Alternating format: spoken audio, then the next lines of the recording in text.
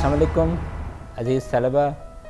नज़ीर अकबर आबादी की आखिरी नज़म रोटियां के साथ आपके साथ हैं और ये नज़म नज़ीर की उन तमाम ख़ुसूसियात को हमारे लिए शोकेस कर रही है कि जो हमने नज़ीर को पढ़ाते हुए शुरू में बात की थी। नज़म हैत के एतबार से मुकम्मस है, दैट इज़ कि 5 मिसरे हैं हर बंद के और सारे के सारे मिला के हमारे पास 18 बंद हैं। यानी ये नज़ीर की एक मामूल की नज़म है, 18 बंद मुकम्मस और ऐसी नज़म के जो ज़बां ज़दे ख़ास व आम है। वही बात कि इस नज़ीर की नज़म के मिसरे कॉन्सेप्ट्स हमारे लिए अब मुहावरे की हैसियत रखते हैं। हम नज़ीर को शेक्सपियर से मिलाने की कोशिश नहीं करते, लेकिन कुछ जिहात में नज़ीर उस अजीम ड्रामाटिस्ट के मुकाबिल तो नहीं, मुतरादिफ ज़रूर है। नए अल्फाज के हवाले से, मुहावरा बन जाने के हवाले से और ऐसी तहरीर के हवाले से कि जो लोगों की ज़बान पे चढ़ जाए। ये बात तो एक जुमला मुतलज़ा बन गई। हम वापस आते हैं रोटियां की तरफ। ये बाबा मुझे तो ये नज़र आती हैं रोटियां, इस किस्म के जो मिसरे हैं वो नज़ीर का ही अंदाज़ है। और फिर जब हम इस नज़म के मरकज़ी ख़याल की तरफ आते हैं तो फिर अपेरेंटली ज़ाहिरी तौर पे तो ये रोटी की तारीफ है, खाने वाली रोटी। लेकिन क्या वाकई नज़ीर सिर्फ रोटी की बात कर रहा? ऐसा नहीं है। देखिए, ये नज़ीर की कुलियात में मौजूद फ़लसफ़ियाना नज़में एक ग्रुप है नज़मों का, जिसमें इंसान की फ़िलासफ़ी, रोटी की फ़िलासफ़ी, हुर्मत की, तंदुरुस्ती की फ़िलासफ़ी, रुपए कौड़ी की फ़िलासफ़ी के 8-10 नज़में हैं, जिसमें नज़ीर चीज़ों की बुनियाद को डिस्कस करता है कि असल में ये क्या है। इस नज़म में रोटी भी है और इसके साथ साथ ये ज़िंदगी के वसाइल हैं। आपको, हमें सबको ज़िंदगी गुजारने के लिए जो वसाइल चाहिए हैं, आमदनी चाहिए है, पैसा चाहिए है, वो इंसान के लिए कितना अहम है, कितना ज़रूरी है और उसकी एक आम शख्स की ज़िंदगी में कितनी मरकज़ी अहमियत है। इस तसव्वुर को लेकर नज़ीर ये नज़म लिखता है। रोटियों की तारीफ़ भी हो रही है, उनके बनाने के तरीक़े, उनकी खाने का मज़ा, उन सब की बात करता है। लेकिन असल बात ये है कि नज़ीर आम लोगों के दिल की आवाज़ इस नज़म में मंजूम कर रहा है। एक आम शख्स, मैं दौलतमंदों की बात नहीं करता, अगरचे नज़ीर इनकी बात करेगा, एक आम शख्स जो कुछ सुबह से शाम तक कर रहा है, उसका बुनियादी मकसद है ही वसाइल की जुस्तजू। और इन वसाइल को नज़ीर रोटी से तशबीह देता है या इनके नुमाइंदे के तौर पर रोटी का नाम देता है। ہم آپ جو کچھ کر رہے ہیں یہ صرف اپنی بھوک مٹانے، اپنی بنیادی ضروریات کے حصول کے لیے کر رہے ہیں۔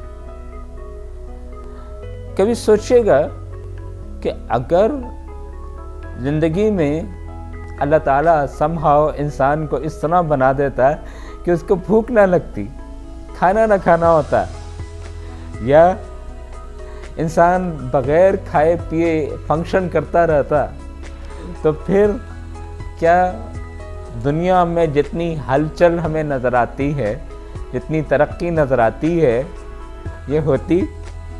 کیا واقعی انسان بھوک سے بے نیاز ہوتا، روٹی سے، کھانے سے بے نیاز ہوتا، تو کیا دنیا اسی طرح چل رہی ہوتی جس طرح اب ہے؟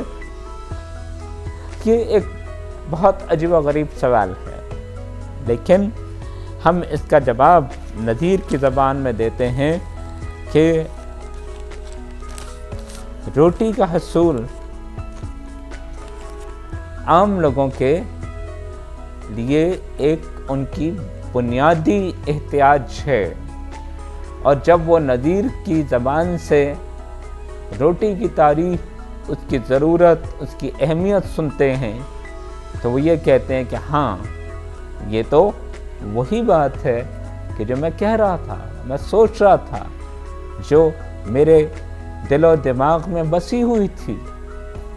اس لیے ہم یہ کہیں گے کہ اس نظم کا بنیادی مرکزی خیال روٹی اور زندگی کے وسائل ہیں، ریسورسز ہیں، کہ جن کی بنیاد پر ہم ضروریات زندگی حاصل کرتے ہیں۔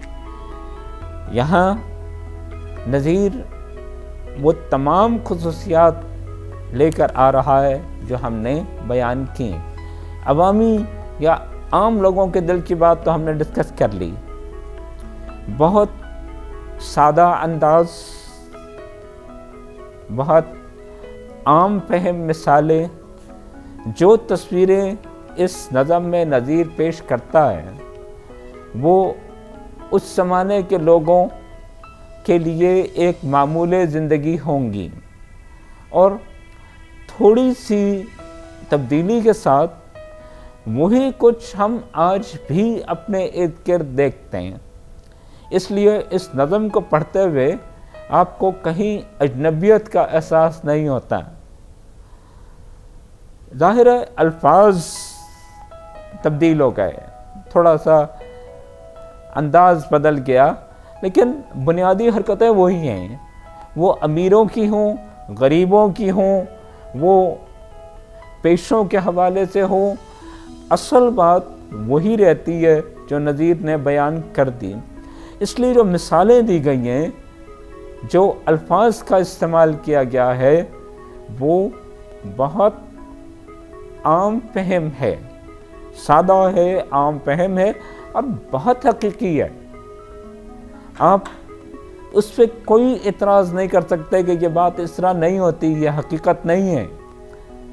پھر ہم یہ بھی دیکھتے ہیں کہ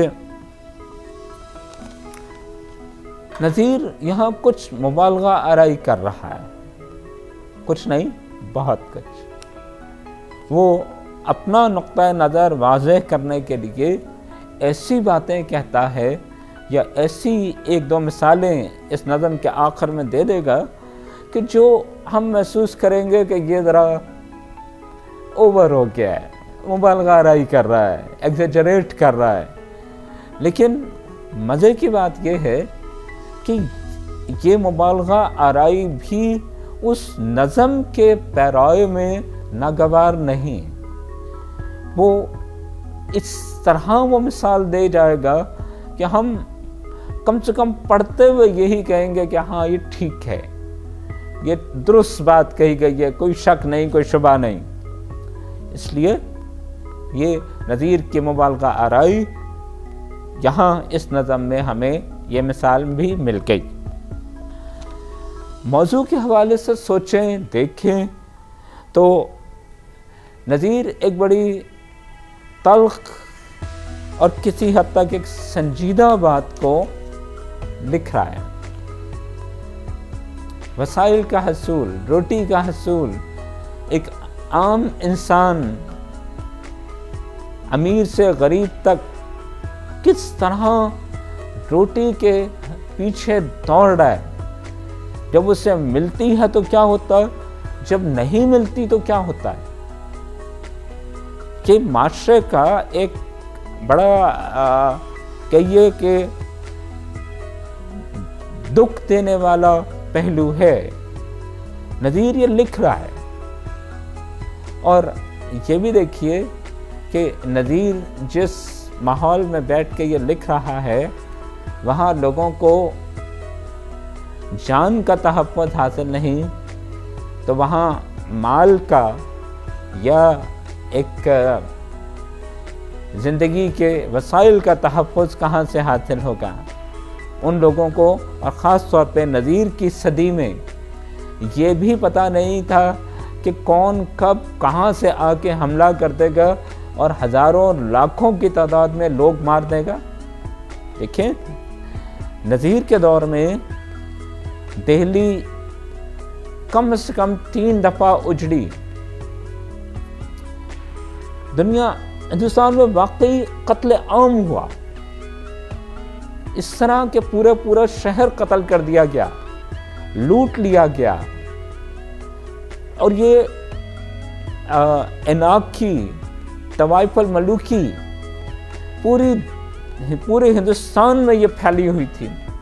تو اس لمحے میں بیٹھ کر جب لوگوں کو یہ نہیں معلوم ہوتا تھا کہ ہمیں آج کل اگلے مہینے اگلے سال کچھ کھانے کو ملے گا، اس جگہ بیٹھ کے روٹی کی فلسفی بیان کر دینا یہ نذیر کا ہی کمال ہے اور اسی کا کام ہے.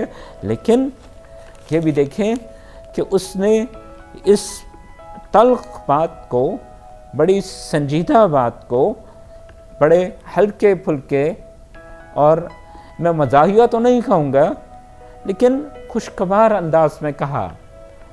نذیر تلخ نہیں ہے.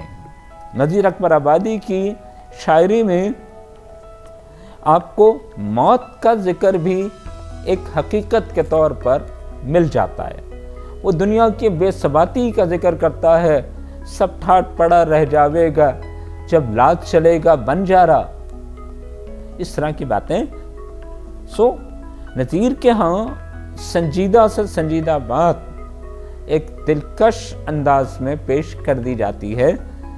یہی اس نظم کی خوبی ہے کہ نذیر دولت کے حوالے سے امیروں کا، دولت مندوں کا رویہ بھی ڈسکس کرتا ہے، روٹی کی تعریف بھی کرتا ہے، بھوکوں کا نقطہ نظر بھی پیش کرتا ہے، پیشوں کا ذکر بھی کرتا ہے، پھر روٹی دینے والوں، پکانے والوں کا ذکر بھی کرتا ہے، اور آخر میں جا کر وہ روٹی کے بارے میں ایک عمومی احساس کا تذکرہ بھی کر دیتا ہے. عزیز طلبہ، اگر آپ کو نذیر کے حوالے سے، اس کی شاعری کے حوالے سے کوئی سوال لکھنا ہو تو پھر یہ نظم آپ کی بہت معاون ثابت ہوگی. اس نظم میں آپ کو وہ تمام حوالے ملتے ہیں کہ جو آپ کو نذیر کی شاعرانہ خصوصیات ثابت کرنے کے لیے چاہیے ہیں. اس لیے اس نظم کو انجوائے بھی کیجیے، لطف اٹھائیے، اور اس کو سمجھنے کی کوشش بھی کیجیے. یہ بھی دیکھیے کہ کس طرح نذیر اپنے معاشرے کی اس بے چینی کا اظہار ایک بڑے پرلطف انداز میں کر دیتا ہے. بہت شکریہ. اللہ حافظ.